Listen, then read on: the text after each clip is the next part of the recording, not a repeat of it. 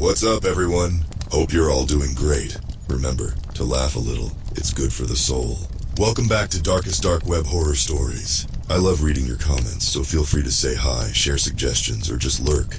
Don't forget to show your support by liking the video and subscribing if you haven't already. And with that said, enjoy the stories.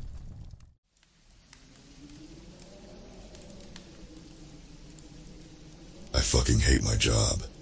Sitting in this cramped cubicle, staring at lines of code all day, it's enough to make anyone go crazy. But tonight, something changed. I was balls deep in a mountain of energy drinks, trying to stay awake for another hellish night shift. That's when I stumbled across it. A link buried in the darkest corners of some shady forum.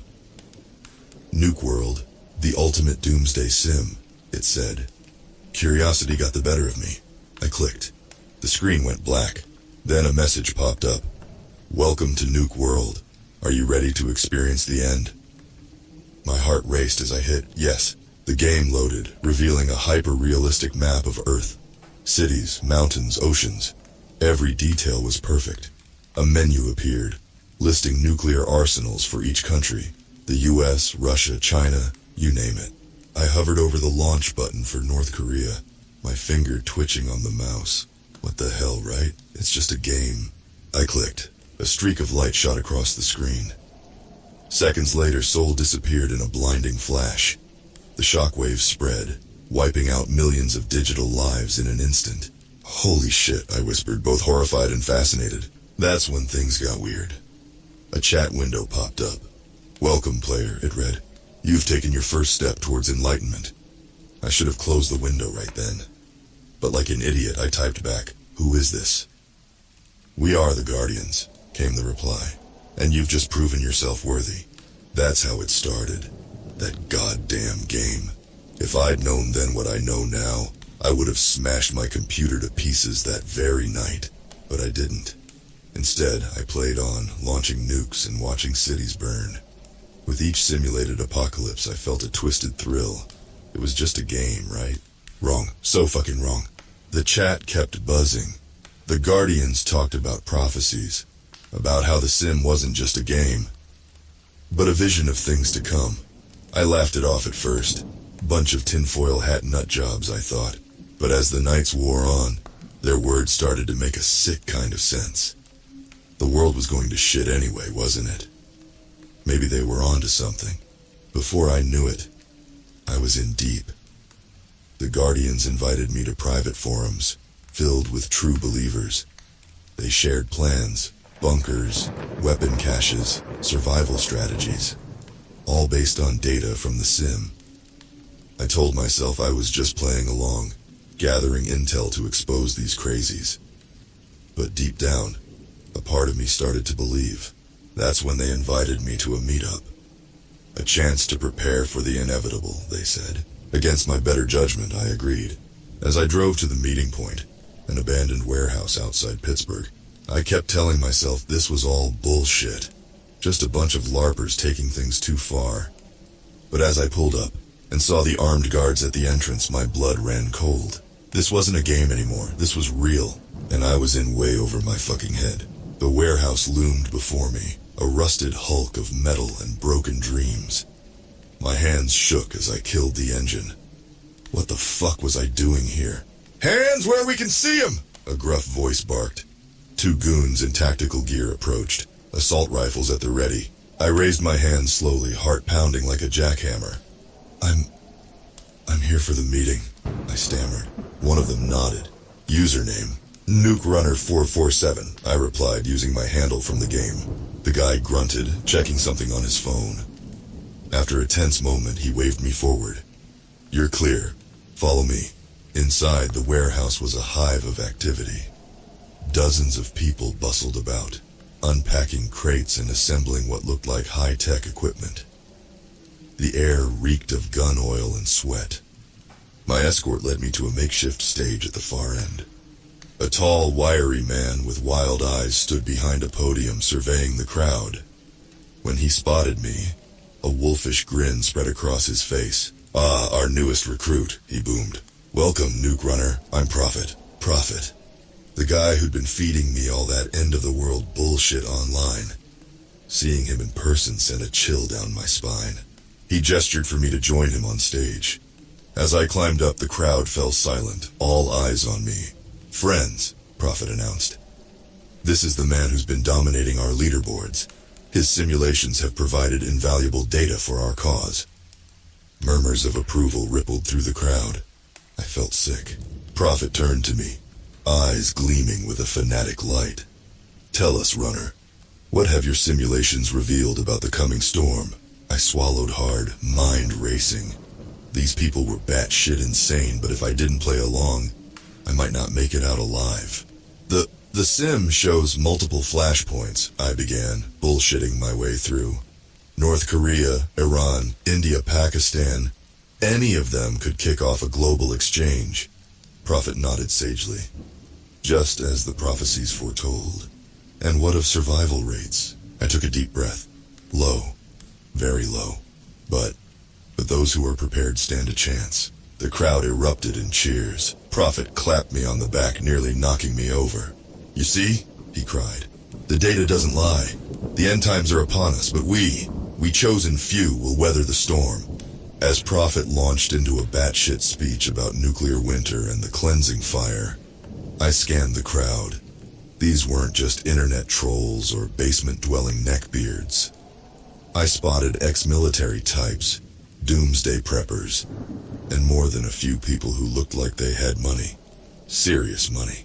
What the fuck had I gotten myself into? The rest of the night was a blur of weapons demonstrations, survival workshops, and increasingly unhinged rants from Prophet and his inner circle. They talked about hacking government systems, infiltrating military bases, real terrorism shit. I played along, nodding and smiling when appropriate. But inside, I was screaming. I had to get out of here, had to warn someone. This was way bigger than some stupid game. As the meeting wound down, Prophet pulled me aside. "You've proven your worth online," he said, voice low. "Now it's time to prove it in the real world." He pressed a thumb drive into my hand. "This contains classified data on nuclear storage facilities. I need you to run it through your sim. Find vulnerabilities."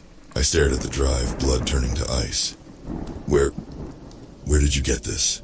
Prophet's eyes glittered. "We have friends in high places, Runner. Friends who understand what needs to be done." I nodded numbly, pocketing the drive. I'll get right on it." Prophet squeezed my shoulder. "Good man. Remember, when the bombs fall, you'll have a place in our bunker. Together, we'll rebuild the world." As I drove home that night, my mind raced. I had to go to the cops, the feds, someone.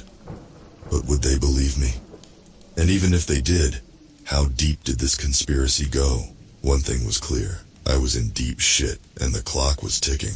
The thumb drive burned a hole in my pocket as I drove home, my mind a whirlwind of panic and disbelief. What the fuck had I gotten myself into? I burst into my apartment, slamming the door behind me. My hands shook as I fired up my laptop, plugging in the drive. Fuck, I muttered, watching the files load. My blood ran cold as I scrolled through the contents. Satellite images of military bases, blueprints for nuclear storage facilities, personnel files for high-ranking officials. This was the real deal. I felt the walls closing in. If I went to the cops with this, I'd be neck-deep in a federal investigation. But if I didn't, Christ, these lunatics might actually pull off their insane plan. My phone buzzed, a message from Prophet. "Eagerly awaiting your analysis, Runner. The clock is ticking." Sweat beaded on my forehead as I stared at the screen. What the hell was I supposed to do? In a moment of desperation, I turned to the only place I knew, the game. I booted up Nuke World, my fingers flying over the keyboard as I input the data from the thumb drive. The familiar map appeared, now dotted with new, terrifyingly real targets. As I ran simulation after simulation, a horrifying picture emerged. These nutjobs had a shot, a real fucking shot, at starting World War III. Days blurred together as I fell deeper into the rabbit hole. I barely ate, barely slept, my eyes glued to the screen as I ran countless doomsday scenarios. Prophet kept messaging, demanding updates. I fed him just enough to keep him satisfied, all while trying to find a way out of this nightmare. But the more I dug, the more hopeless it seemed. The Guardians had people everywhere, military, government, tech sectors. This wasn't just some fringe cult. It was a full-blown shadow organization with tendrils reaching to the highest levels of power. One night, bleary-eyed and half-mad from lack of sleep, I made a discovery that chilled me to my core. The game wasn't just a simulation. It was a fucking training program. Hidden beneath layers of code were protocols for hacking real-world systems, overriding failsafes, and initiating actual launch sequences. Every time someone played, they were unknowingly practicing for the real thing. I sat back stunned. Millions of players worldwide, all being groomed as unwitting soldiers in a coming apocalypse. That's when the message came through. Time's up, runner. Meeting tomorrow. Bring everything you found. My mind raced. I couldn't go back there. Couldn't face Prophet and his army of fanatics. But I couldn't run either. They'd find me. And when they did, I glanced at my gun safe in the corner. Maybe there was one way out. No, fucking pull yourself together, I thought. There had to be another option. I took a deep breath, trying to calm my racing thoughts. Then I noticed something. A blinking icon in the corner of the game screen I'd never seen before. Curious, I clicked it. A new chat window popped up. We've been watching you, runner. Want to help us take these bastards down? I stared at the message, a mix of hope and suspicion flooding through me. Was this another trick? Or had I finally found a way out of this hellhole? My fingers hovered over the keyboard as I weighed my options. With a deep breath, I began to type. Who the fuck are you? I typed, my heart pounding. The response came quickly. We're the ones trying to stop this madness, just like you. I scoffed. Yeah, right. How do I know you're not just another bunch of Prophet's psychos? You don't, came the reply. But ask yourself this, what choice do you have? They had a point. I was in deep shit, with no way out. What did I have to lose? Fine, I wrote. I'm listening. Over the next hour, they laid it all out.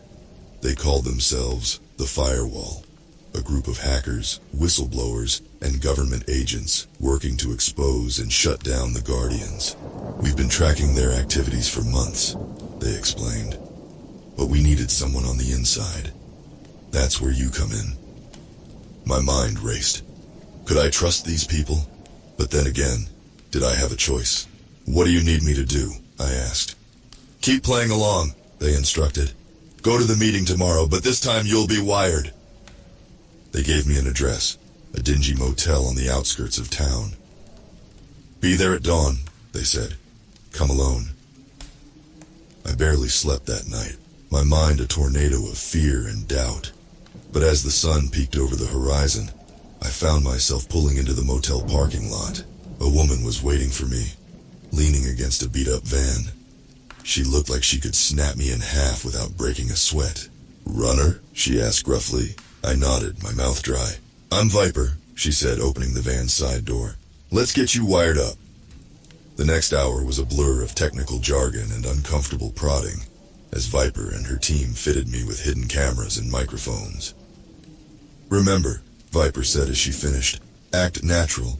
Get as much intel as you can, but don't take any unnecessary risks. We'll be monitoring everything. I nodded, feeling like I was about to puke. Oh, and runner? She added, her eyes hard. If you even think about double-crossing us, I'll put a bullet in your head myself. With that cheery send-off, I headed to the Guardians meeting. The warehouse was even more crowded than before. Prophet stood on stage, his eyes gleaming with a manic energy that sent chills down my spine. Brothers and sisters, he cried, the day of reckoning is upon us. The crowd roared. I felt the hidden camera in my jacket whirring, capturing everything. Prophet went on, detailing their insane plan. They had people in place at key military installations around the globe. In less than 48 hours, they would simultaneously seize control of nuclear launch facilities in multiple countries. The great cleansing fire will purify this corrupt world, Prophet shouted. And from the ashes we will build a new Eden. The crowd was whipped into a frenzy. I stood there, trying to keep my face neutral while my stomach churned. Suddenly, Prophet's eyes locked onto mine. "Runner," he called. "Come, share with us what you've learned." Shit. I took a deep breath and climbed onto the stage, praying the cameras were getting all of this. "The simulations confirm it," I said, forcing enthusiasm into my voice. "Your plan, it's going to work." Prophet beamed, clapping me on the back. "You see?" he cried to the crowd. "Even the data is on our side. The prophecy will be fulfilled."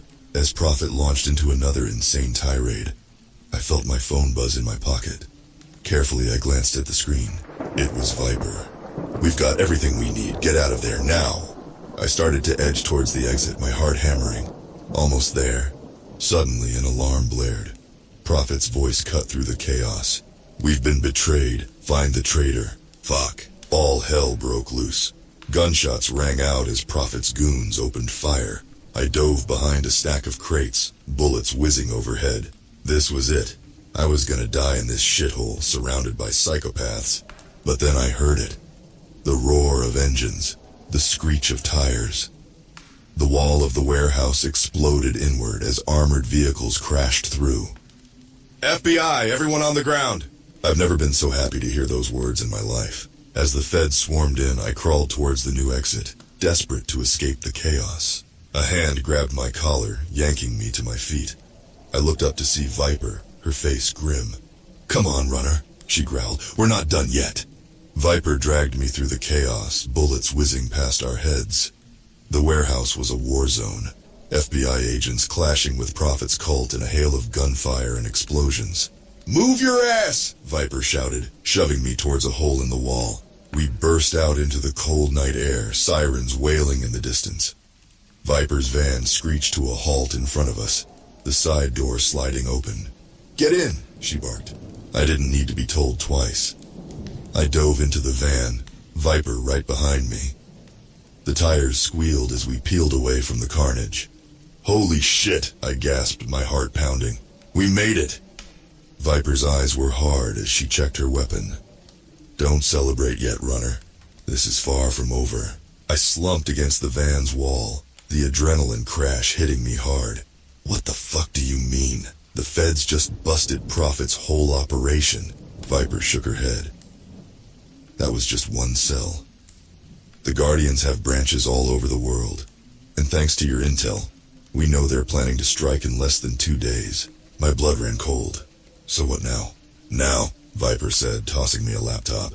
"You're gonna help us stop World War III." For the next few hours, as we sped down dark highways, I poured everything I knew into Viper's system.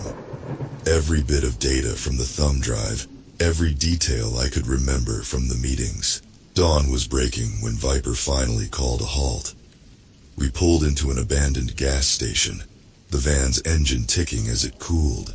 "Get some rest," Viper ordered. "You look like shit." I didn't argue. I was fucking exhausted. But as I closed my eyes, my mind raced. What the hell had I gotten myself into? I woke to Viper shaking me roughly. "We've got company," she hissed. Peering out the window, I saw 3 black SUVs pulling into the gas station. Men in tactical gear poured out, weapons at the ready.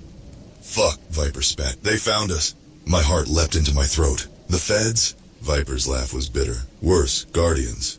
Before I could process that, the world exploded into gunfire. Bullets pinged off the van's armored exterior as Viper threw it into gear. We burst out of the gas station, tires screeching. The SUVs roared after us, a hail of lead filling the air. "Shit, shit, shit," I yelled as a bullet shattered the rear window. Viper swerved onto a dirt road, the van bouncing violently. "In the back," she shouted. "Red case." I scrambled over the seats, finding the case. Inside was an honest-to-God rocket launcher. "Are you fucking kidding me?" I screamed. "Use it or lose it, runner." With shaking hands, I hefted the launcher to my shoulder. The closest SUV filled my sight as I squeezed the trigger. The kickback slammed me against the wall as the rocket streaked out. A heartbeat later, the SUV erupted in a fireball. "Holy shit," I breathed. "I can't believe that worked." Viper's grin was feral. "Welcome to the Resistance, kid." We lost the other vehicles in the twisted mountain roads. As the adrenaline faded, the reality of our situation sank in. What now? I asked, my voice hollow. Viper's eyes were fixed on the road ahead. Now we go underground. We've got 36 hours to stop this thing. I stared out at the passing landscape, my mind reeling. 2 days ago, I was a nobody playing video games in my shitty apartment. Now I was on the run, mixed up in a plot to start World War III. As if reading my thoughts, Viper spoke up. Having second thoughts, Runner? I thought about Prophet's crazy eyes, about the weapons and the plans. I thought about the millions who would die if we failed. No, I said, surprised to find I meant it. I'm in, all the way. Viper nodded approvingly. Good, 'cause there's no turning back now. We drove on into the unknown, the fate of the world hanging in the balance. And me? I was just trying not to shit my pants. The next day and a half was a blur of secret meetings, frantic coding sessions, and more close calls than I care to remember. Viper's network was impressive. Ex-spies, hackers, and government whistleblowers, all working to stop the Guardians' insane plan. But as the clock ticked down, it became clear we were losing the race. Fuck! I shouted, slamming my fist on the rickety table that served as our command center. We'd set up shop in an abandoned factory on the outskirts of Detroit. We're missing something. Viper looked up from her array of monitors, her face grim. What is it, Runner? I ran my hands through my greasy hair, pacing like a caged animal. The sim. There's a pattern I can't crack. It's like the Guardians have a back door we can't see. We're out of time. Reef, our tech guru, muttered. The first launches are scheduled for 0600. That's less than 3 hours from now. I felt the weight of the world crushing down on me. Millions of lives hanging in the balance, and I couldn't figure out a fucking video game. That's when it hit me. Holy shit, I breathed. It's not a back door, it's a front door. Viper's eyes narrowed. What are you talking about? My fingers flew over the keyboard as I pulled up the Nuke World login screen. The game. It's not just a simulation, it's the actual fucking launch platform. Understanding dawned on Reef's face. They've been hiding in plain sight, millions of players, all unknowingly practicing to start World War III, I finished. Viper leaned in, her voice urgent. Can you stop it? I swallowed hard. Maybe, but I'll have to log in. If I'm right, the moment I do, the Guardians will know exactly where we are. Silence fell over the room. Then Viper nodded. Do it. My hands shook as I entered my old username. Nuke Runner 447. The familiar map appeared, but now I saw it for what it really was. A Doomsday dashboard. Reef whistled low. Jesus, look at all those launch sites. I cracked my knuckles. All right, you sons of bitches, let's dance. What followed was the most intense coding session of my life. I threw everything I had at the system, trying to lock out the launch codes, brick the servers, anything to buy us time. But the Guardians were good. For every firewall I put up, they found a way around. It was like playing chess with a supercomputer. If losing meant the end of the world. Warning klaxons blared as the first launch countdown began. Incoming! Viper shouted. The wall behind me exploded inward. I dove for cover as Guardian assault teams swarmed in, guns blazing. Viper and her team returned fire, the factory floor becoming a war zone. I stayed low, fingers flying over the keyboard. I was so close. A bullet pinged off the desk inches from my head. I looked up to see Prophet himself stalking towards me, a manic grin on his face. It's over, Runner, he crowed. The prophecy will be fulfilled. Time seemed to slow. I saw the madness in Prophet's eyes, heard the gunfire and screams around me. And in that moment, I knew what I had to do. I hit enter just as Prophet reached me. Every screen in the facility went dark. Then a single message appeared. Simulation terminated. Have a nice day. Prophet's face contorted in rage. What have you done? He screamed. I managed a weak grin. Pulled the plug, asshole. Game over. The last thing I saw was the butt of Prophet's gun swinging towards my face. Then darkness. I woke up in a hospital bed, my head throbbing like a motherfucker. For a moment I thought it had all been a crazy dream.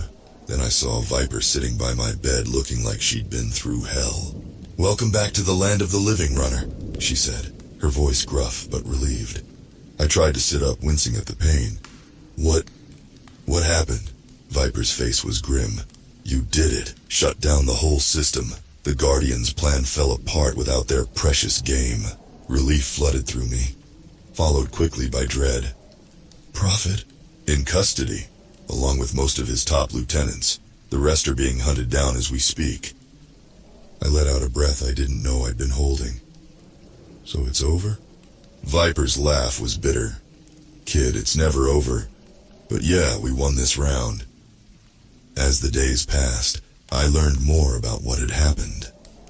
The government was keeping most of it under wraps. Couldn't let the public know how close we'd come to Armageddon. But the official story was a massive cyber attack, thwarted at the last minute by unnamed heroes. Viper visited often, keeping me updated. The firewall was working overtime, rooting out Guardian sleeper cells and securing nuclear facilities worldwide. "What happens now?" I asked her one day, as I was getting ready to be discharged. She fixed me with a steady gaze. "That's up to you, runner. You've seen behind the curtain. You can try to go back to your old life, or you can join us. Help make sure nothing like this ever happens again." I thought about my shitty apartment, my dead-end job. Then I thought about the rush of the past few days, the feeling of making a real difference. "When do we start?" I asked. Viper's grin was fierce. "Right now." As we walked out of the hospital, I couldn't help but glance nervously at every shadow, every passing car. The world looked different now, darker, more dangerous. But for the first time in my life, I felt like I had a purpose, a reason to keep fighting. "Hey Viper," I said as we climbed into her nondescript sedan. "You think Prophet was right about one thing? That the world needs a cleansing fire?" She was quiet for a moment, then shook her head. "The world's plenty fucked up, runner. But it's the only one we've got. Our job is to protect it, even from itself." I nodded, watching the city scroll by outside the window. My old life was gone, burnt away in the fire of the past few days. But from those ashes, something new had risen, something stronger. As we drove off into the unknown, I couldn't help but smile. The game wasn't over. It was just beginning.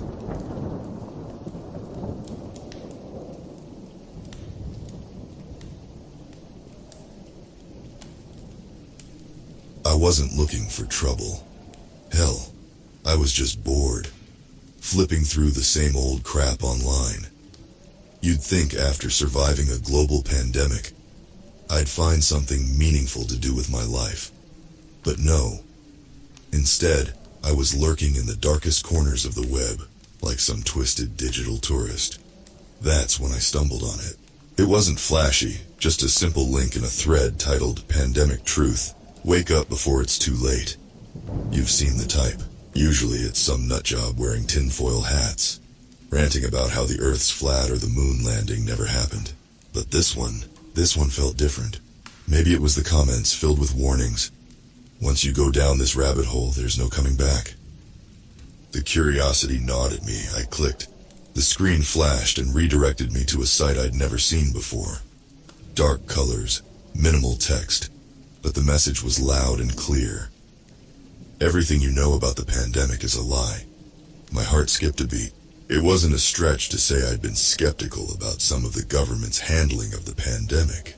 But this was claiming the whole damn thing was staged, like a Hollywood production.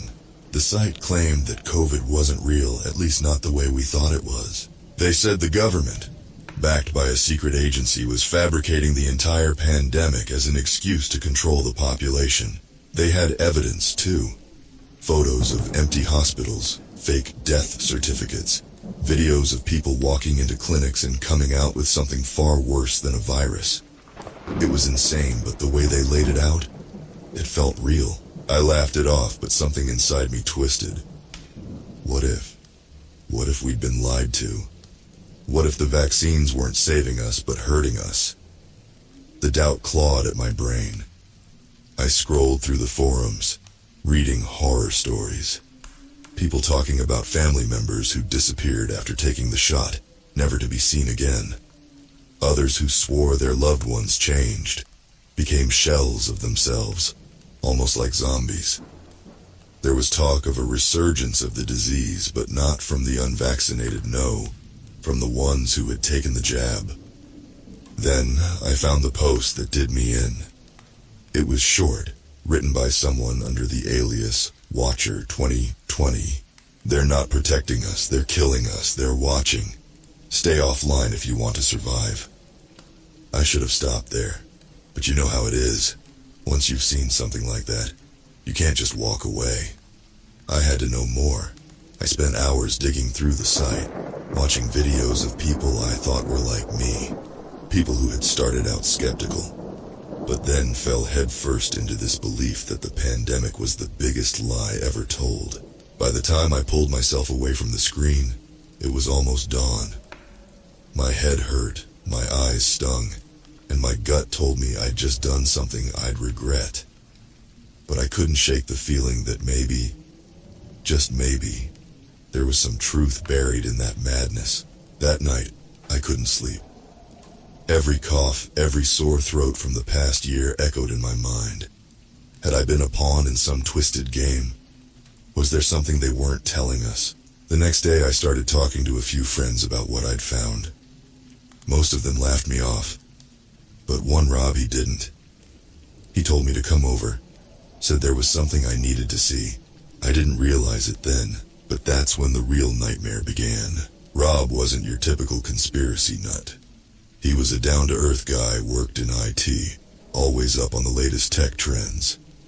If anyone could help me separate fact from fiction, it was him.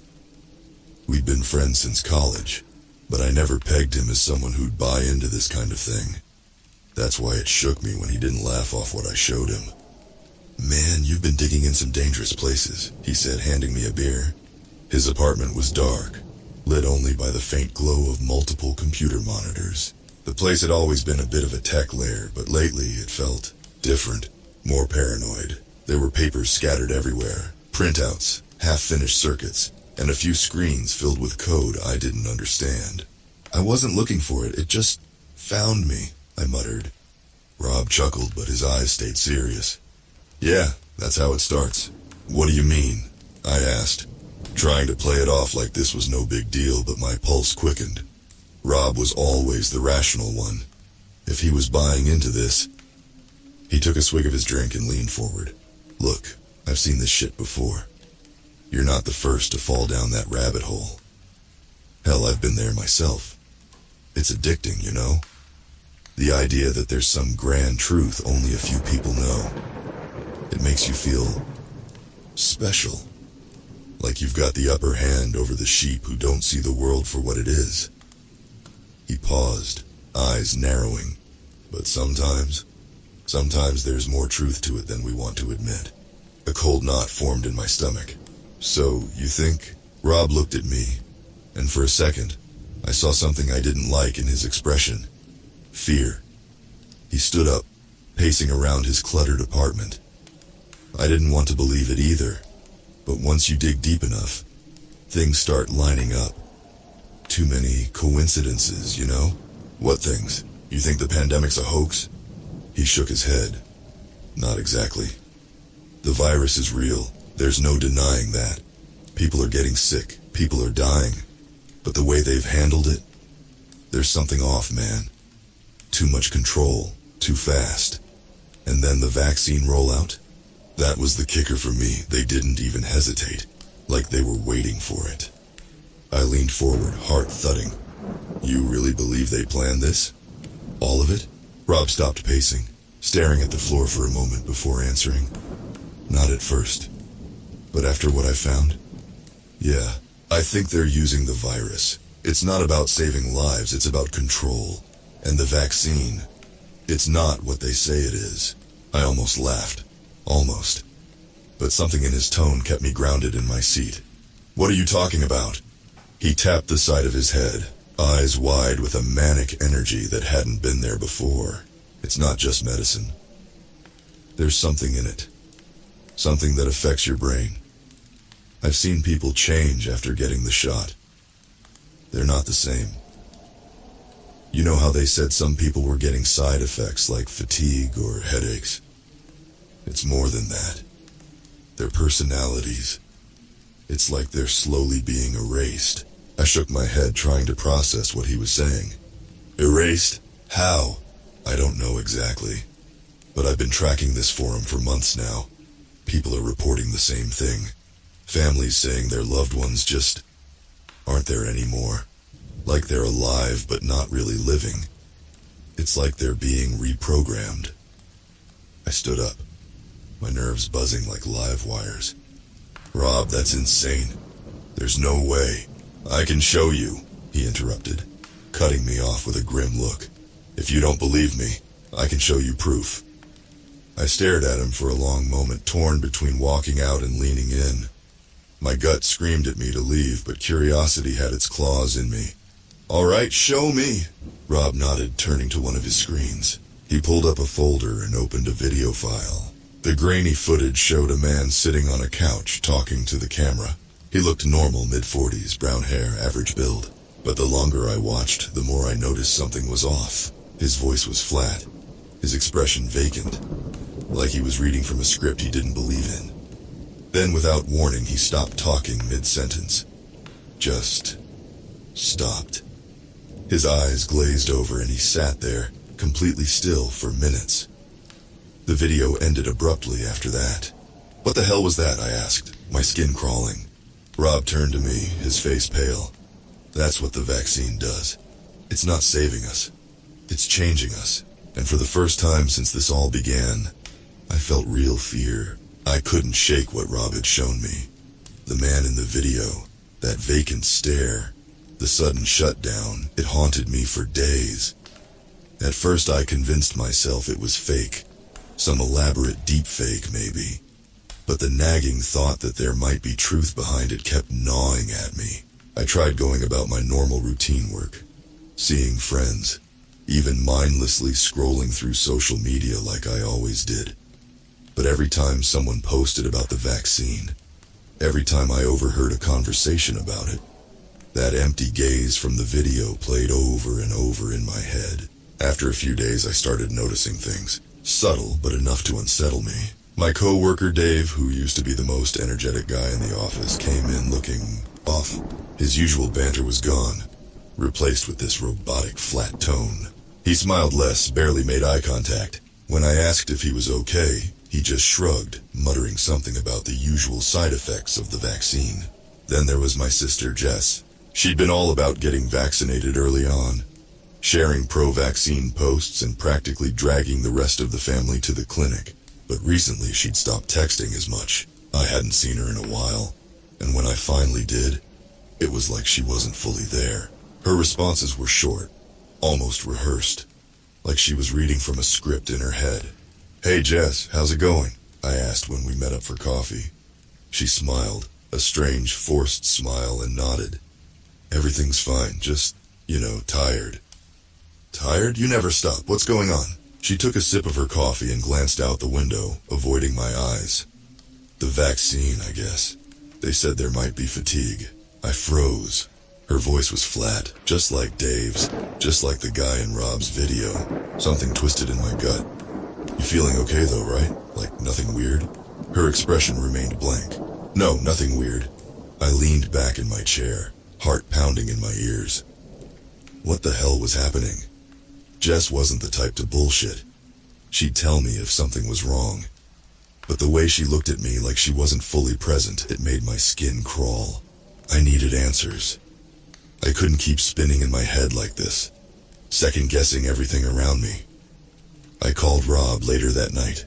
I need more, I told him as soon as he picked up. More what? Proof. That video you showed me, it's not enough. People I know, my sister, co-workers, they're acting strange. I can't explain it, but something's not right. Rob was silent for a moment. I could hear him exhaling slowly, like he'd been expecting this call. You're starting to see it, huh? Once you notice, you can't unsee it. It's everywhere. I need to know what's happening, I said, my voice shaky but firm. You've got to help me. All right, Rob replied, his voice low. But this isn't something you can just walk away from once you know. You're sure about this? I hesitated. Part of me wanted to stay in the dark, to pretend everything was normal, but it wasn't. Jess's vacant smile, Dave's hollow tone, it wasn't normal. I'm sure, I said, forcing the words out. I need to know. Rob sighed. Meet me tomorrow. I'll show you something. The next day I drove to Rob's place, my mind spinning with possibilities. What was I getting into? Was I just paranoid? Or was there something real behind all this? When I arrived, Rob's apartment was even more chaotic than before. He had maps pinned to the walls, red strings connecting various locations, piles of papers everywhere. It looked like a damn detective's office in a bad conspiracy thriller. You're going deep now, man, Rob said, motioning for me to sit. What I'm about to show you, this isn't for the faint of heart.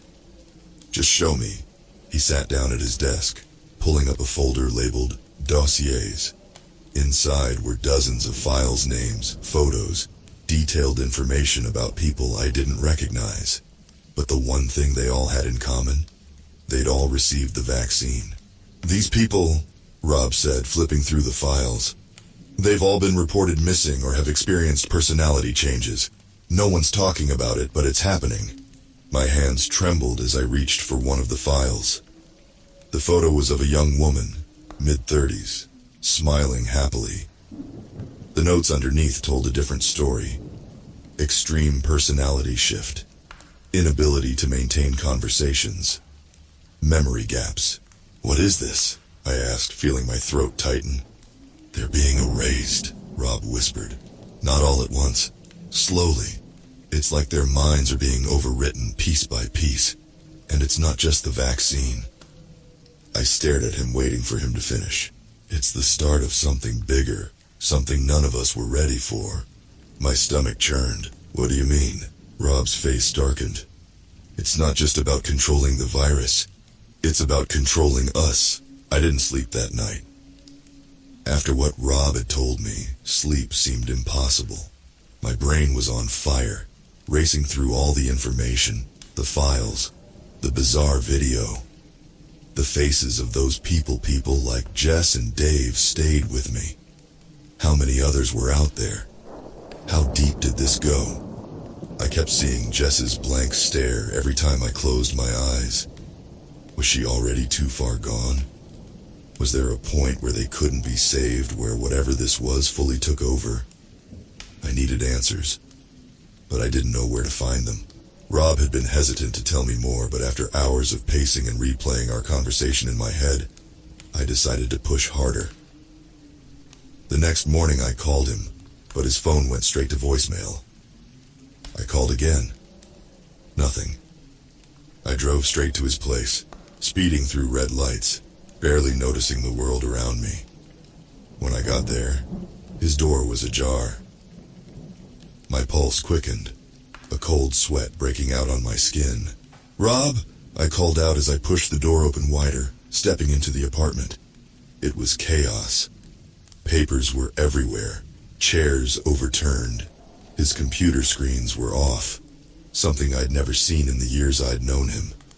He was always online, always working on something. But now, silence. "Rob!" I shouted, moving through the mess toward his bedroom. Nothing. His room was empty. His bed hadn't been slept in. I checked the bathroom, the closet, nothing. He was gone. I stood in the middle of the wrecked apartment, heart pounding in my chest. My thoughts were racing. Had they gotten to him? Was I next? Paranoia gripped me like a vice, squeezing tighter with every second. Then I saw it. A small folded piece of paper on his desk. It looked out of place amid the chaos, too deliberate. I grabbed it, my hands trembling as I unfolded the note. "If you're reading this, they found me. Don't trust anyone. Watch your back. I've left the files on a USB. It's in the vent by the bathroom sink. Be careful." The note was scrawled in Rob's handwriting, but it was rushed, almost panicked. My stomach dropped as I rushed to the bathroom, frantically pulling the vent cover off the wall. Inside, just as he said, was a small USB drive taped to the inside of the vent. I grabbed it and shoved it into my pocket, heart pounding in my ears. Rob was gone.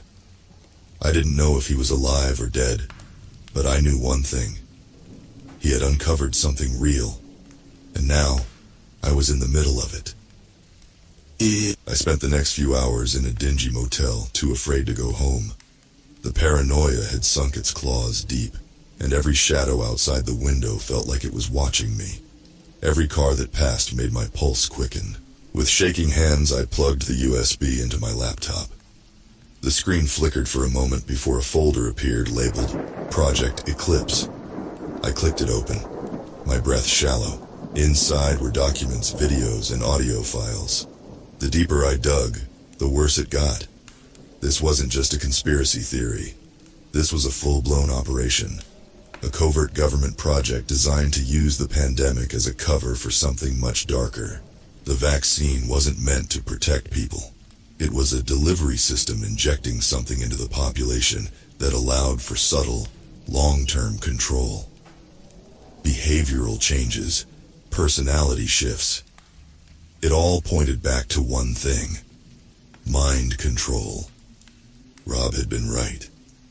The files confirmed everything he had said. This wasn't about a virus. This was about control, about creating a compliant population. And they had been perfecting it for years. One of the documents stood out from the rest, titled Phase 3 Rollout. It detailed the next steps of the operation, the full-scale implementation of the mind control protocols. They had already started testing on select individuals, and soon they'd move to the masses. I felt sick. My hands were shaking as I scrolled through the document, each word hitting me like a gut punch. The goal wasn't to cure a disease. It was to create a society that could be controlled, manipulated, without anyone ever realizing it. The audio files were worse. They were recordings of people who had undergone the treatment. Their voices were hollow, monotone, describing how they no longer felt emotions, how their memories were slipping away. One woman sobbed quietly as she said she couldn't remember her children's faces anymore. My mind reeled. This was bigger than I had ever imagined. Governments, corporations, everyone was involved. And now they were gearing up to roll it out globally. There would be no escape. I slumped back in the motel chair, staring at the screen in disbelief. What the hell was I supposed to do with this? Who would even believe me? Before I could think any further, my phone buzzed.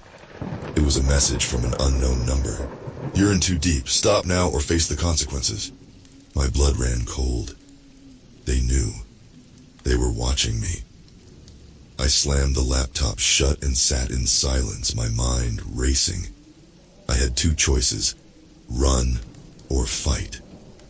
But there was one thing I knew for sure. I couldn't trust anyone anymore, not even myself. I sat in that dingy motel room for what felt like hours, staring at my phone. The message flashed on the screen, taunting me. "You're in too deep. Stop now or face the consequences." My stomach churned as I imagined what the consequences might be.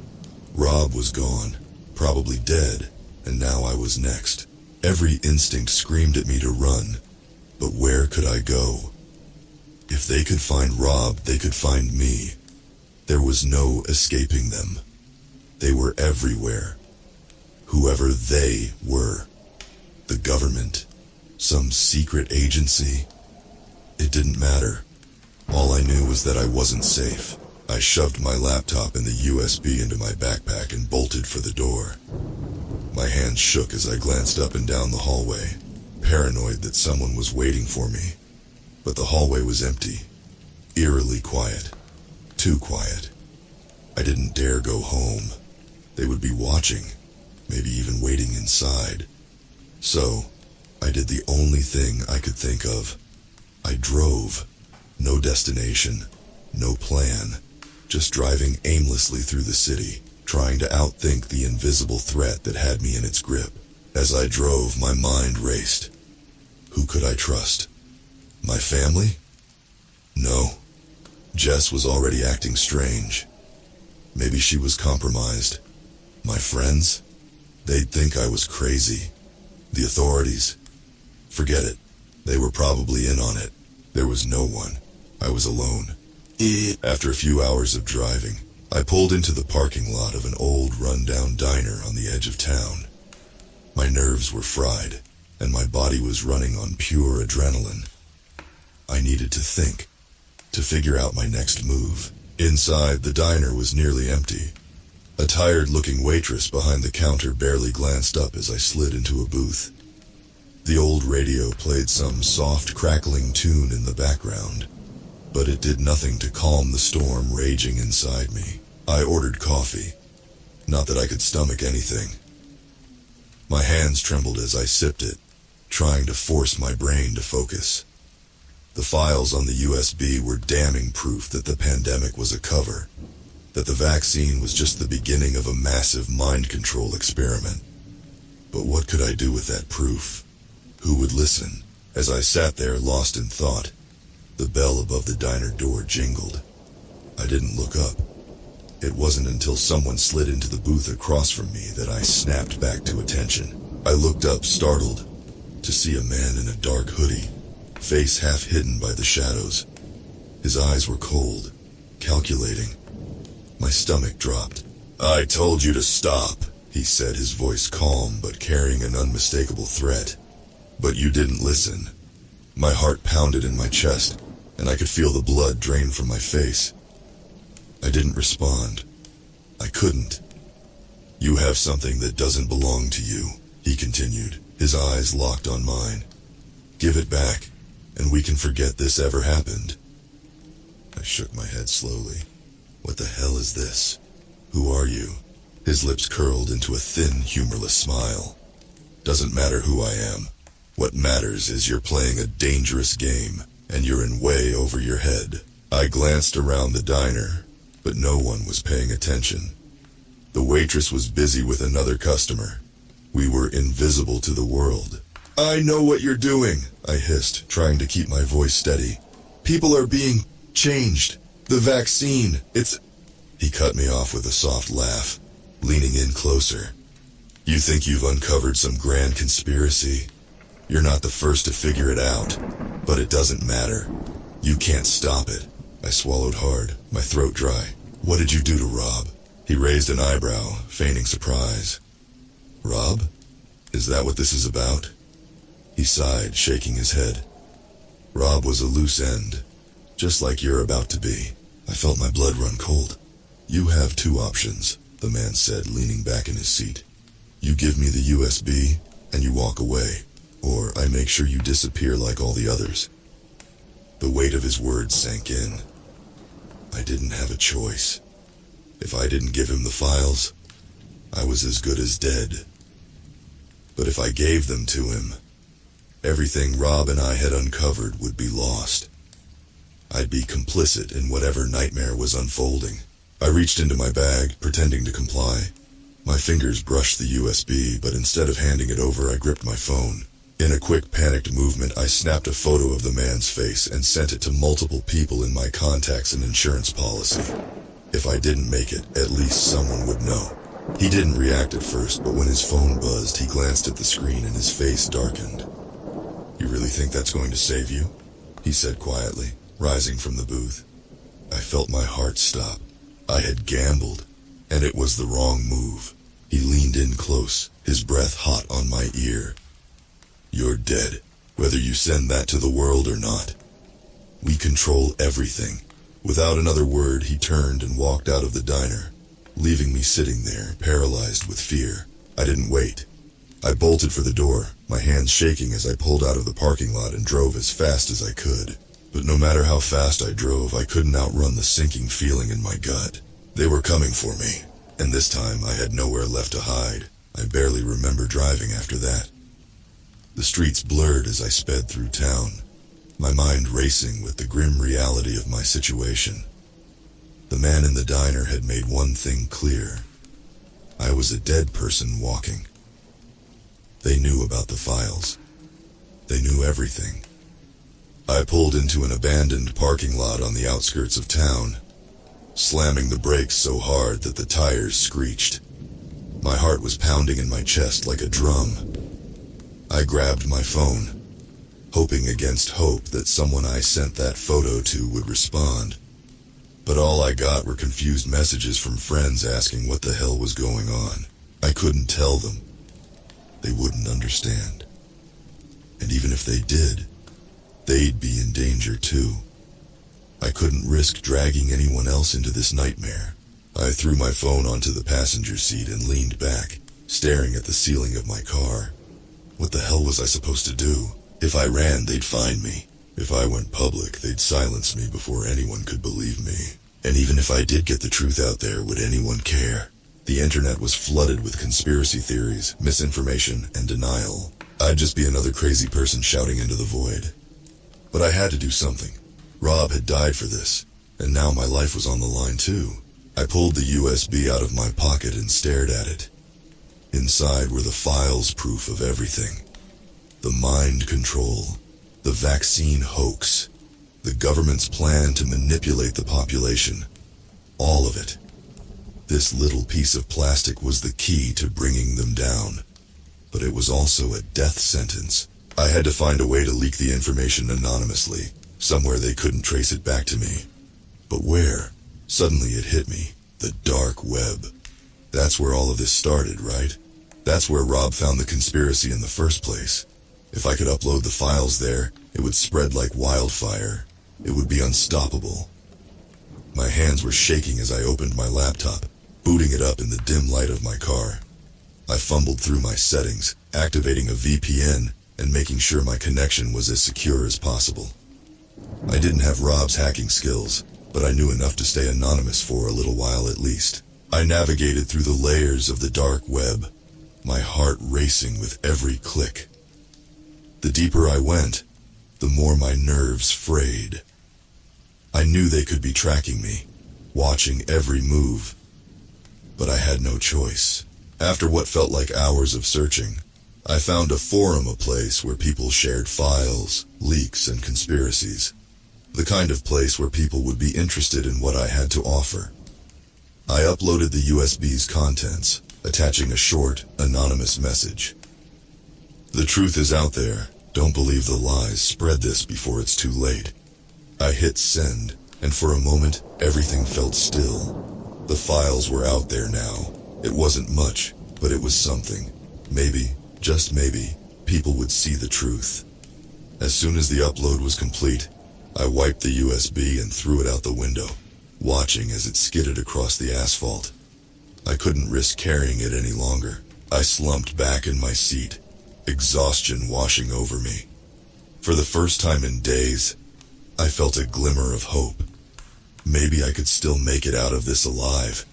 Maybe, just maybe, I'd done enough. But that hope didn't last long. I must have dozed off in the car, because the next thing I knew, headlights were flooding the parking lot. My eyes snapped open, heart pounding in my chest. I ducked down instinctively, peeking over the dashboard to see a black SUV pulling in. Its windows tinted so dark I couldn't see who was inside. My blood ran cold. I knew who it was. They'd found me.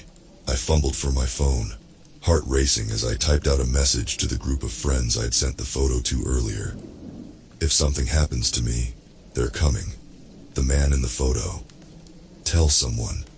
Please. Before I could hit send, the SUV doors opened. Two men stepped out, both dressed in black, their faces hidden beneath baseball caps. I sank lower in my seat, praying they hadn't seen me yet, but they knew I was there. They started walking toward my car, slow and deliberate like they had all the time in the world. I panicked. My fingers fumbled as I tried to turn the key in the ignition. The car roared to life, but before I could hit the gas, one of the men was at my window, pounding on the glass with a gun in his hand. "Step out of the car!" he shouted, his voice muffled through the glass. I froze. My breath caught in my throat. There was nowhere to run. nowhere to hide. I was trapped. The other man circled around to the passenger side, gun drawn, his face expressionless. "Don't make this harder than it has to be," the first man said, his tone ice cold. "Get out. Now." My mind raced. I couldn't fight them. I couldn't outrun them. But if I went with them, I'd never be seen again. I'd end up like Rob, another loose end. With trembling hands, I slowly reached for the door handle. I had no choice. But just as I was about to open the door, a flash of bright lights filled the parking lot, and the screech of tires broke the silence. Another car, an old sedan, barreled into the lot, slamming on the brakes between me and the men. I had no idea who was in the car, but whoever they were, they had just saved my life. For now, the sedan screeched to a halt, its engine growling as the headlights cast long, distorted shadows over the parking lot. My breath hitched as I watched the two men freeze, their guns still aimed at me. The tension in the air was thick enough to choke on. Then, the driver's door of the sedan burst open, and out stepped a figure I didn't recognize. Tall, hooded, moving with deliberate urgency. In one swift motion, they pulled out a gun of their own and pointed it straight at the men in black. "Back off," the figure barked, voice rough and cold. For a split second, the parking lot was a standoff. Two men with guns aimed at me. One new stranger who seemed to have thrown themselves into a fight they didn't belong in. And me, a terrified wreck with no idea what the hell was going on. The man nearest my window gritted his teeth, shifting on his feet as if calculating whether this newcomer was worth the trouble. His partner exchanged a glance with him, tension flickering in their eyes. Then, as if deciding the odds were no longer in their favor, they slowly began to back away. "Fine," the man muttered, lowering his gun. "But this isn't over." Without another word, they retreated to their SUV, doors slamming shut. The engine roared to life, and within moments, they were gone, leaving nothing but the hum of their vehicle fading into the distance. My heart was still hammering in my chest, adrenaline making my hands shake violently as I sat frozen in my seat. The figure who had saved me didn't move immediately.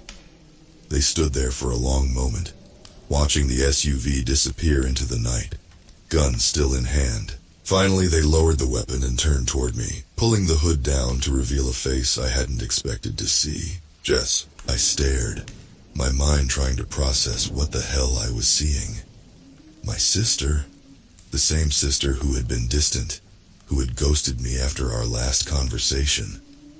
She was standing there, armed, and clearly in the middle of whatever mess I had gotten tangled up in. "You?" I managed to croak, my voice barely above a whisper. "What the fuck is going on?" She walked toward my car, slipping the gun into the back of her waistband. "Get in my car," she said, ignoring my question. "Now. We don't have much time." I was too stunned to argue. I grabbed my phone, threw my backpack over my shoulder, and stumbled out of my car, sliding into the passenger seat of Jess's sedan. As soon as I was inside, she slammed the car into gear and peeled out of the parking lot, leaving my car behind. For a long while, neither of us spoke. I kept glancing at her, trying to make sense of the situation, trying to find the right words. But everything I thought to say felt pointless in the face of the chaos swirling around me. Finally, I couldn't take it anymore. "What the hell is going on, Jess? How do you know about all this? Why are you—" She cut me off. "I've been watching them for a long time," she said, her voice grim. "I didn't want to drag you into this. But when I saw that photo you sent, I knew it was too late. They'd found you. I had to step in." I shook my head, struggling to keep up. "Who are they? What the fuck is happening?" She glanced at me, her eyes dark, hollow. "They're not just some secret government agency," she said. "They're something bigger. This whole pandemic hoax. The vaccine control, they've been planning this for years. Global control, population manipulation. It's not just mind control. It's about creating a new world order.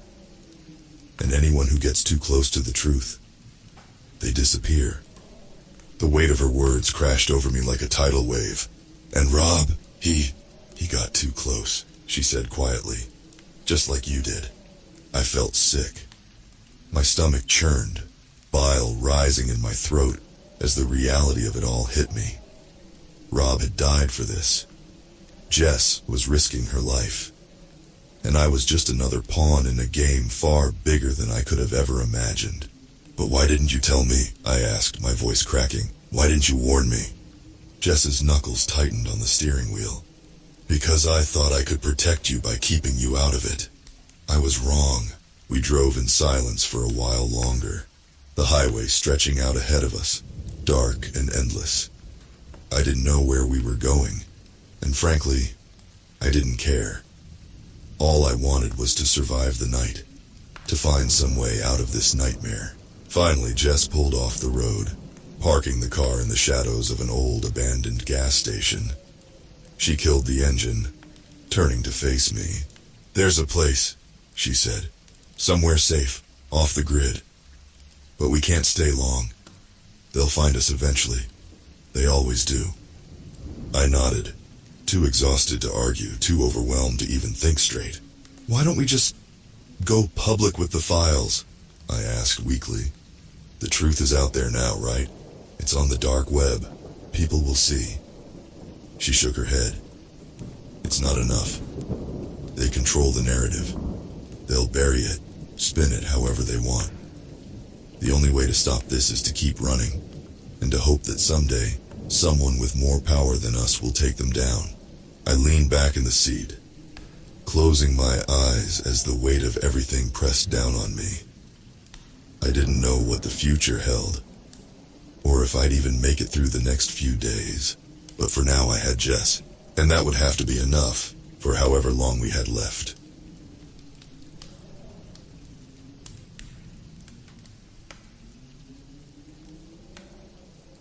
I never thought I'd end up in a fucking cult. But here I am, sitting in a damp basement in Portland, surrounded by people who think the world's about to end. And the craziest part? I'm starting to believe them. It all started when I lost my job at the lumber mill. Logging ain't what it used to be with all the restrictions and protests. I was desperate, spending my days drinking cheap beer and scrolling through job listings on my beat-up laptop. That's when I stumbled onto this weird-ass forum on the dark web. Don't ask me how I got there. I was pretty wasted. But these people were talking about climate change like it was the goddamn apocalypse. Now, I ain't no tree hugger, but the shit they were saying scared the crap out of me. Rising seas, killer storms, crops failing. It was like something out of a horror movie, and they had proof. Secret government reports, satellite photos, you name it. I spent days reading their posts, watching their videos. The more I saw, the more terrified I got. It felt like I was the only one who knew the truth, while everyone else was sleepwalking towards disaster. That's when I got the message. We know you've seen the truth. Want to do something about it? There was an address in Portland, and a date. I don't know what possessed me to go. Maybe it was the booze, or the desperation, or just plain curiosity. But a week later, I found myself standing outside an old warehouse, heart pounding like a jackhammer. The guy who answered the door looked normal enough. Mid-40s, bit of a gut, graying hair. But his eyes, there was something intense there, almost feverish. "Welcome, brother," he said, pulling me inside. "I'm glad you made it." The warehouse was packed with people. Young, old, all races. Climate change don't discriminate, I guess. They were gathered around a makeshift stage where a woman was speaking. She had long, wild hair, and the kind of face that made you want to listen. "The governments of the world have failed us," she shouted, her voice raw with emotion. "They talk about carbon credits and electric cars while the planet burns around us. But we know the truth.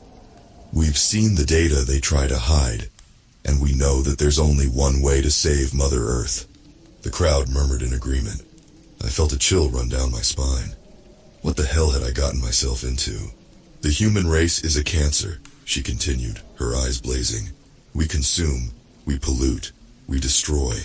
And like any cancer, there's only one cure: to cut it out entirely.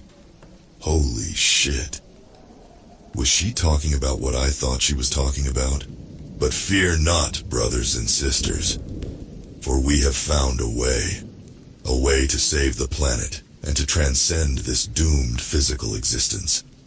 In 2 weeks' time, when the moon is full, we will gather at Mount Hood, and there we will leave this dying world behind and ascend to a higher plane. The crowd went wild, cheering and hugging each other, but all I felt was cold, creeping dread. These people were talking about mass suicide like it was a fucking picnic. I wanted to run, to get the hell out of there and never look back. But as I turned to leave, I felt a hand on my shoulder. It was the guy who'd let me in, smiling at me like we were old friends. I know it's a lot to take in, he said softly. But trust me, once you understand, you'll see it's the only way. Why don't you come downstairs? We've got more to show you. And like a damn fool, I followed him, down into the basement, where the real crazy shit was just beginning. God help me. I think I'm in too deep already. The basement was like something out of a fucked up sci-fi movie. Walls covered in charts and graphs, computer screens flashing with data, and in the center a huge table with a 3D model of the Earth. This is where we do the real work, the guy said, grinning like a kid showing off his toys. I'm Dave, by the way. Welcome to the war room. There were about a dozen people down there, all hunched over computers or scribbling on whiteboards. They barely looked up as we entered, too absorbed in their work. Dave led me to the big table. The Earth model was spinning slowly, covered in blinking lights and swirling patterns. This is our climate simulator, he explained. It's the most advanced in the world. We fed it data from thousands of sources, some public, some acquired through other means. I watched as the colors on the globe shifted, turning from greens and blues to angry reds and browns. Holy shit, I muttered. Yeah, it's not pretty, Dave said. See those red zones? That's where the planet becomes uninhabitable, too hot, too dry, or underwater. By our calculations, it'll happen within the next 20 years, maybe sooner. My head was spinning. Part of me still wanted to believe this was all bullshit, some elaborate hoax. But the evidence was right there in front of me, cold and hard as steel. But what about all the stuff they're doing? I asked. Solar power, electric cars, all that green crap. Dave laughed, but there was no humor in it. Too little, too late. The tipping point's already passed. Now it's just a question of how bad it'll get. He led me to another screen, this one showing what looked like chemical formulas. This is our ticket out, he said, his voice dropping to a whisper. We call it Ascension. What, like some kind of spaceship? Dave shook his head. Better. It's a compound that'll free our consciousness from our physical bodies. We'll transcend this doomed world and evolve into pure energy. I stared at him, waiting for the punchline, but his face was dead serious. You mean, kill ourselves? No, brother, to live, truly live for the first time. Before I could respond, a woman rushed into the room. She was young, maybe early 20s, with wild eyes and hair dyed a toxic green. Dave, we've got a problem. The feds are sniffing around. They grabbed Tyler. Fuck, Dave slammed his fist on the table. Did he talk? The woman shook her head. Don't think so. He managed to take the pill before they could question him. My blood ran cold. These people were so committed they'd rather die than get caught. What the hell had I gotten myself into? Dave turned to me, his face grim. Looks like we're accelerating the timeline. You're either in or out right now. What's it gonna be? I opened my mouth, but no words came out. My mind was reeling. Part of me wanted to run screaming into the night. But another part was curious. excited even. What if they were right? What if this really was humanity's only hope? I need to think, I stammered. Dave nodded. Fair enough. But you can't leave. Not until you've made your choice. We can't risk exposure. And just like that, I was a prisoner. They led me to a small room, more of a closet really, with a cot and a bucket. As the door locked behind me, panic set in. What had I done? How could I have been so stupid? I paced the tiny space, my mind racing. Maybe I could overpower whoever came to check on me, make a run for it. But then what? Go to the cops. They'd never believe me. And even if they did, would it matter? If these nutjobs were right about the climate, we were all fucked anyway. Hours passed. Or maybe it was days. I lost track of time in that windowless box. When the door finally opened, I was almost relieved. Anything was better than being alone with my thoughts. It was the woman from the stage. The one with the wild hair. Up close, I could see the fever in her eyes. The way her hands shook slightly. It's time, she said softly. Are you ready to save the world? I don't know what made me say yes. Maybe it was the lack of sleep, or the fear, or just the desire to see the sun again. But before I knew it, I was nodding, following her out of that tiny room and back into the basement. The place was in chaos. People were rushing around, packing equipment, shredding documents. The air crackled with tension and excitement. We're moving to the final site, the woman explained, as she led me through the madness. Mount Hood. That's where we'll make our stand. She handed me a backpack and a set of clothes, all black, like some kind of ninja wannabe. Change quickly. We leave in 10 minutes. As I pulled on the clothes, my mind raced. This was my chance to run, to get the hell out of here and forget this whole insane episode. But something held me back. Curiosity, fear, or maybe deep down, I was starting to believe their crazy bullshit. We piled into a bunch of unmarked vans, packed in like sardines.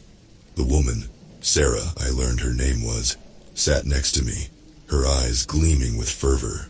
You've made the right choice, she whispered as we pulled away from the warehouse. You'll see, we're going to save the world. The drive to Mount Hood was tense. Every time we passed a cop car, people would duck down, holding their breath. But somehow, we made it without incident.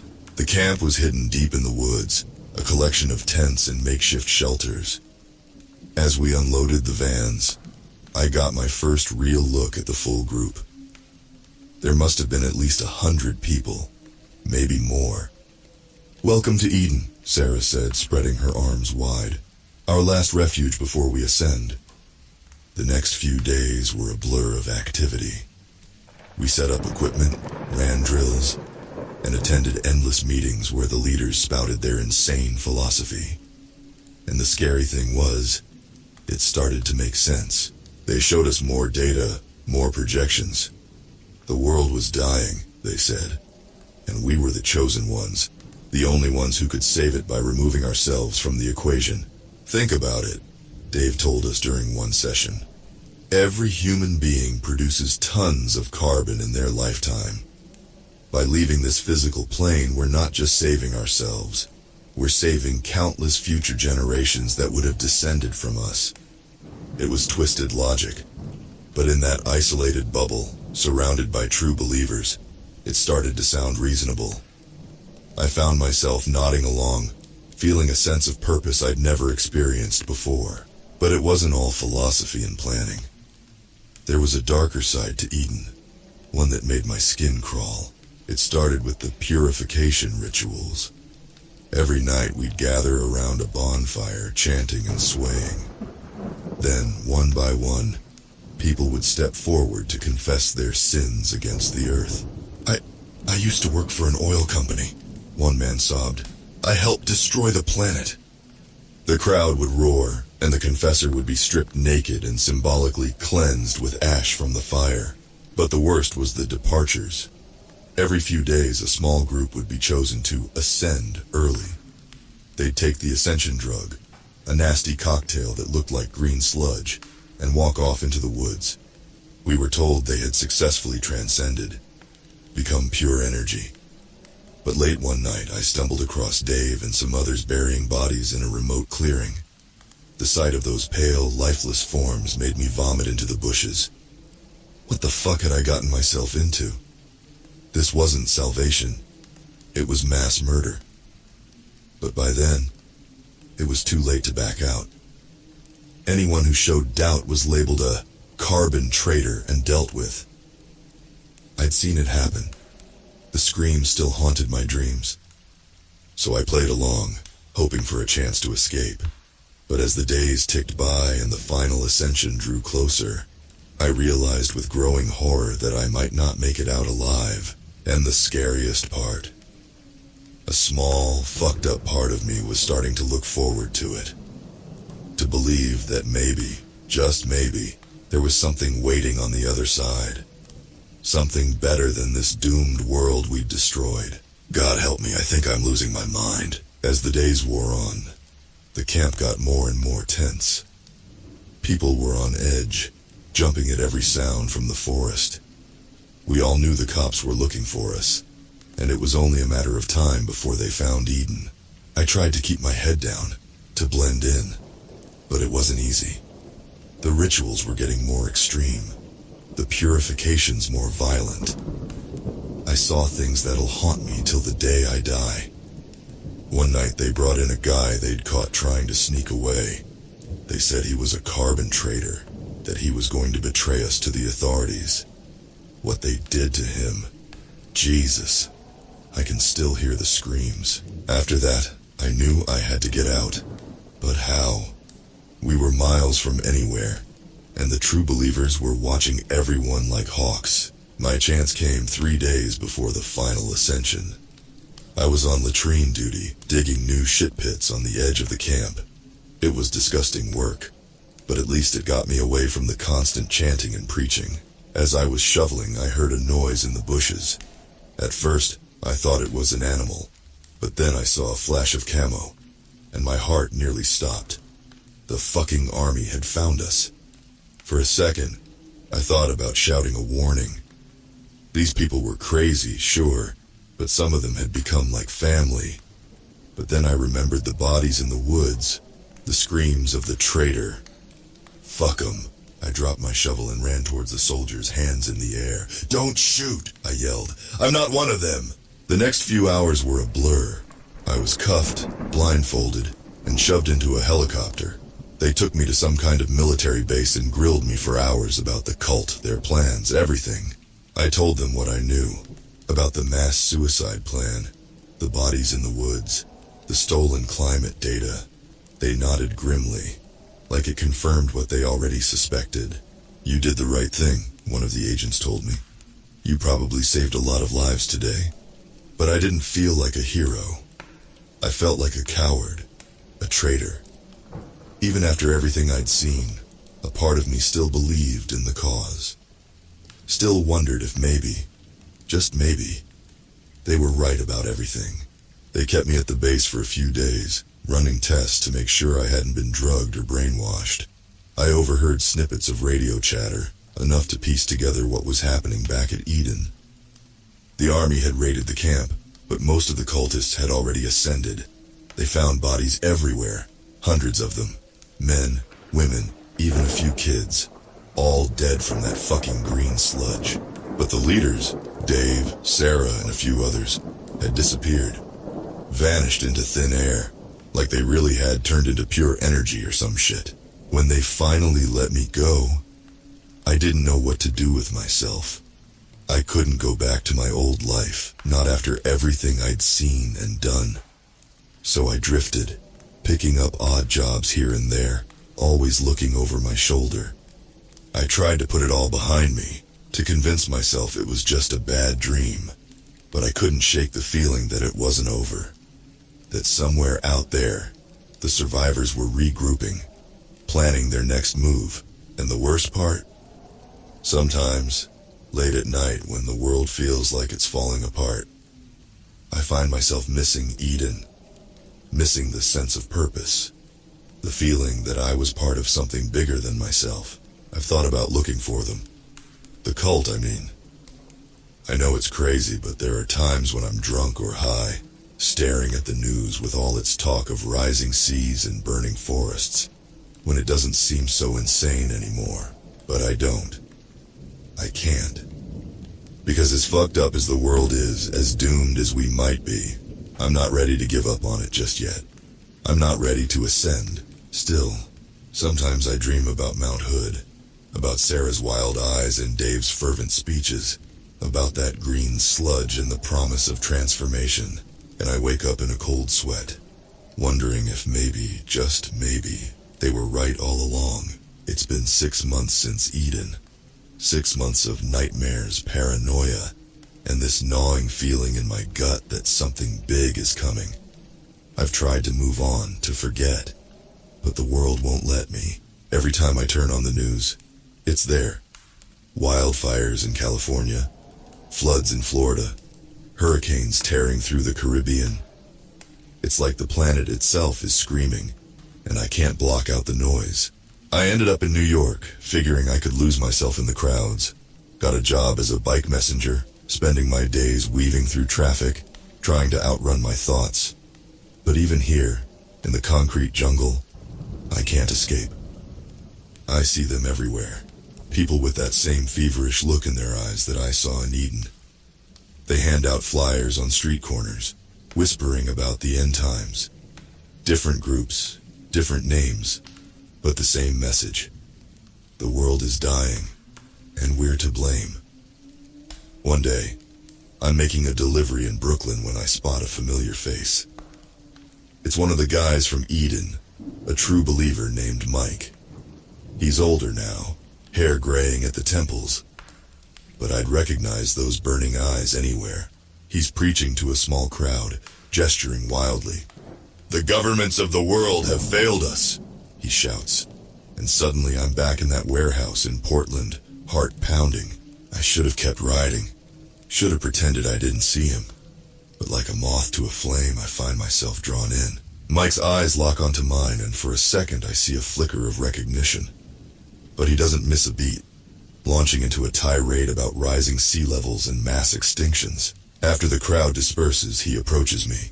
"Brother," he says softly, "you survived." I want to run, to tell him to fuck off, but instead, I hear myself asking, "How? How did you get out?" He smiles, but it doesn't reach his eyes. "The same way you did, I imagine. By the skin of our teeth."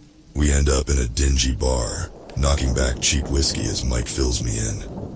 Turns out the ascension at Eden was just a test run. The real plan is much, much bigger. "We've got cells all over the world now," he says, leaning in close. "Millions of believers ready to ascend. And this time, we've got something better than that green sludge." He pulls out his phone, shows me a video. It's grainy, shot in some kind of lab. I see people hooked up to machines, their bodies convulsing. And then, fuck, I still can't believe what I saw. Their bodies started to glow, to become translucent, and then they just vanished. "It's real," Mike whispers, his eyes shining. "We've cracked the code, true ascension, and in 3 months we're going to share it with the world." I stumble out of the bar, head spinning. Part of me wants to go to the cops, to stop this madness before it starts. But another part wonders if maybe this is how it's supposed to end. The next few weeks are a blur. I keep working, keep going through the motions of normal life. But my mind is elsewhere, consumed by what Mike showed me. I start noticing things. Graffiti on alley walls, Ascend 7-7. Whispered conversations on the subway about the great transformation. And everywhere that feeling of anticipation, like the whole city is holding its breath. One night I'm riding home late when I see it. A massive billboard in Times Square, glowing green in the darkness. It shows an image of the earth, cracked and burning, and below it, in huge letters, "Salvation comes 7-7. My blood runs cold. It's happening, it's really fucking happening. I race home, hands shaking as I fire up my laptop. The internet is exploding with the news. The video Mike showed me has gone viral, shared millions of times in just a few hours, and as I watch it again, seeing those bodies disappear into thin air, I feel something shift inside me. A certainty I haven't felt since those days in Eden. I reach for my phone, scroll through my contacts until I find the number Mike gave me.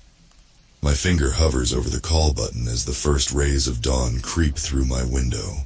It's time to make a choice. To stay in this dying world, or to take a leap into the unknown. To ascend. God help me, I think I've made up my mind. I hit the call button.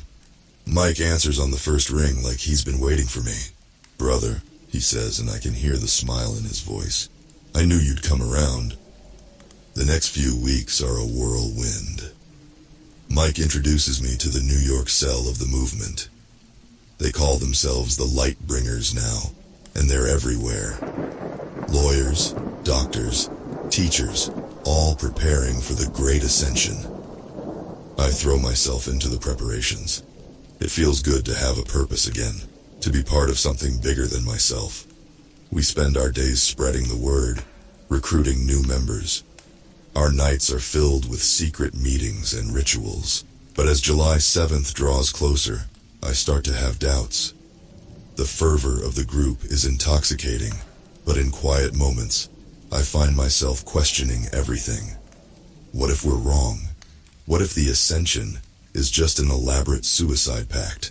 I try to push these thoughts away, but they keep creeping back. And then, 3 days before the big day, something happens that shakes me to my core. We're at a meeting in an abandoned warehouse. Funny how it always comes back to warehouses with these cults. Mike is giving a speech about the new world that awaits us after ascension. That's when the doors burst open and a group of people storm in. At first I think it's the cops, but then I recognize some of the faces. They're from Eden, survivors like me, and they look pissed. "Liar!" one of them screams at Mike. "Show them what really happens during ascension!" Before anyone can react, she pulls out a phone and projects a video onto the wall. It's grainy, like security camera footage. I see the clearing in the woods near Eden, the one where they buried the bodies. But this time, I'm watching it happen. I see people drinking the green sludge, convulsing, foaming at the mouth. I see Dave and Sarah watching impassively as people die in agony. There's no glowing, no vanishing, just death. The warehouse erupts into chaos. People are shouting, crying, fighting. Mike tries to regain control, spouting some bullshit about necessary sacrifices. But it's too late. The spell is broken. I slip out in the confusion, my mind reeling. Everything I thought I knew, everything I'd come to believe in the past few weeks comes crashing down around me. I wander the streets of New York in a daze, not sure what to do or where to go. That's when I see the news on a big screen in Times Square. The Lightbringers have been exposed. The video from Eden is all over the internet. Arrests are being made worldwide. But that's not the biggest news. Scientists have made a breakthrough. A new type of carbon capture technology that could actually reverse climate change. It's not a perfect solution, but it's hope. Real hope. Not the false salvation the cult was selling. I find myself laughing hysterically in the middle of the street, earning worried glances from passers-by. The world isn't ending. We're not doomed. We can still fix this. As the reality sinks in, I feel a weight lift off my shoulders. For the first time in months, I can breathe freely. I'm not a savior, or a martyr, or any of that bullshit. I'm just a guy who got caught up in something crazy. But I'm alive, and I've got a second chance. I head to the nearest police station. It's time to come clean. To tell them everything I know about the cult. It won't be easy, and I'll probably face some consequences. But it's the right thing to do.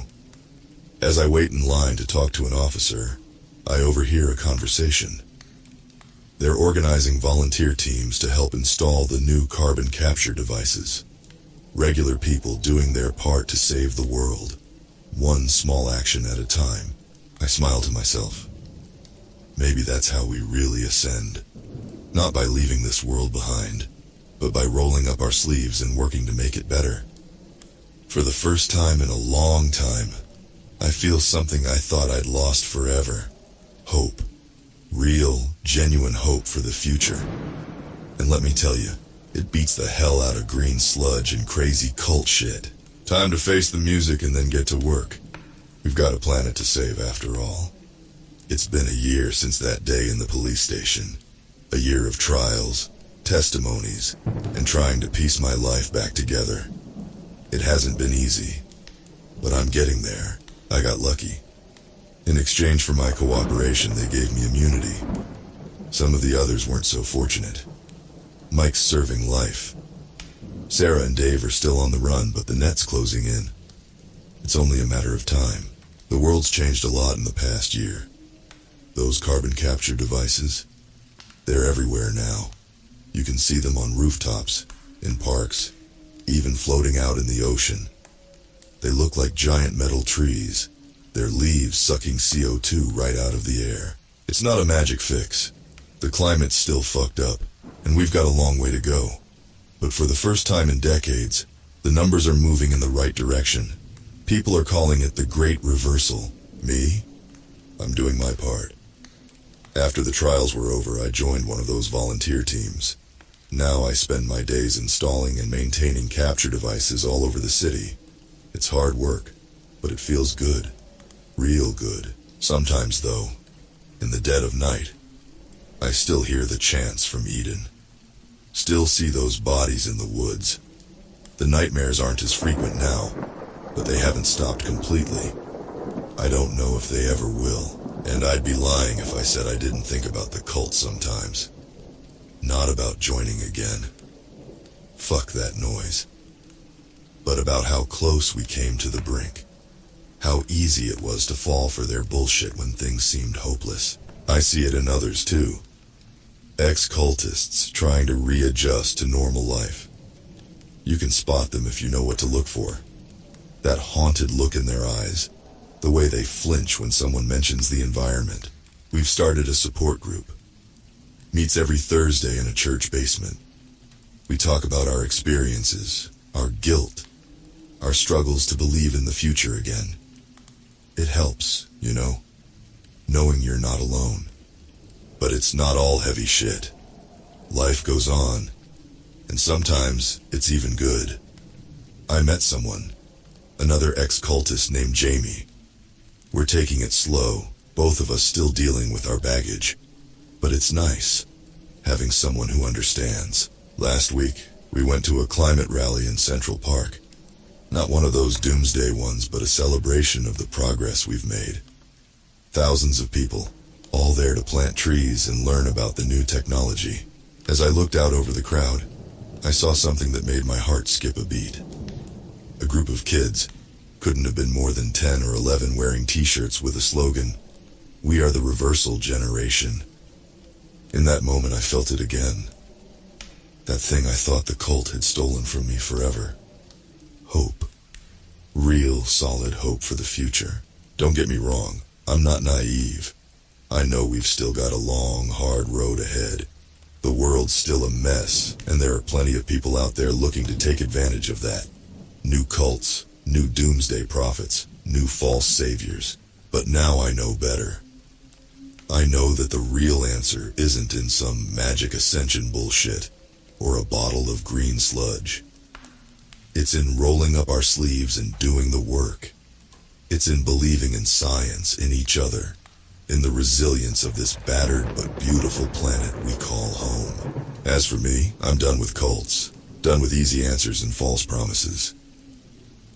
These days I put my faith in something else. The slow, steady work of making things better. One tree, one carbon capture device, one day at a time. It's not as exciting as ascending to some higher plane of existence. It won't give you that rush of thinking you're one of the chosen few. But let me tell you, friend, it's real. And at the end of the day, that's what matters. So if you're out there, feeling hopeless, thinking of about joining some group that promises salvation? Take it from someone who's been there. The real salvation is right here. In this world. In this life. All you have to do is reach out and grab it. Just watch out for the green sludge. Trust me on that one. Until next time, stay safe, stay vigilant, and stay out of the dark, because the dark is where the monsters live. And I should know I've seen them face to face. This is MM13 signing off. The fight continues. If you like today's tales, don't forget to like and subscribe MM13. Help MM13 get to 1,000 subscribers.